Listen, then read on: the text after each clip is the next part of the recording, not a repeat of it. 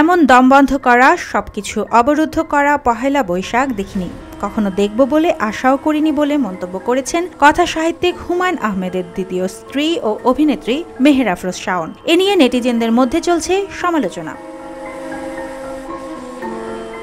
অভিনেত্রী মেহের আফরোজ শাওন রাষ্ট্র নিয়ে ষড়যন্ত্রের অভিযোগে গত ৬ ফেব্রুয়ারি আটক হয়েছিলেন। পরদিন ছাড়াও পেয়েছেন। এরপর ১ মাস দেশের কোনো ইস্যু নিয়ে সেভাবে লিখতে দেখা যায়নি অভিনেত্রীকে। তবে এবার পহেলা বৈশাখ নিয়ে লিখলেন শাওন।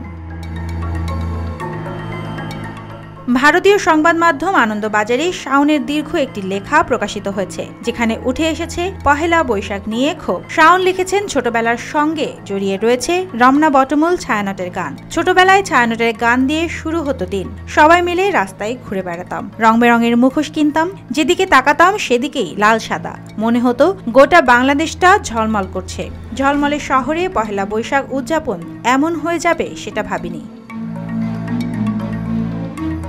বৈশাখের নাম পরিবর্তন প্রসঙ্গে শাওন বলেন, চারপাশে বৈশাখের নাম পরিবর্তন নিয়ে নানা কথা শুনছি, তবে এর বীজটা মনে হয় আগে থেকেই রোপণ করা হয়েছিল। এখন নামের মধ্যেও ধর্ম খুঁজে বের করা হচ্ছে।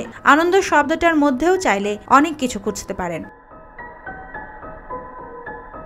শাওন বলেন, আমার ধারণা একটা বিশেষ শ্রেণীকে তুষ্ট করতেই এই নাম বদল, কারণ তারা মঙ্গল শোভাযাত্রা নামটা পছন্দ করে না। তারা অনেক দিন ধরেই চাইছিলেন এই নামটা পরিবর্তন হোক। রাজনৈতিক পটভূমি পরিবর্তনে কিছু না কিছু রদবদল হয়ই, কিন্তু আমরা যা ভেবেছিলাম তার থেকে অনেক বেশি পরিবর্তন হয়েছে।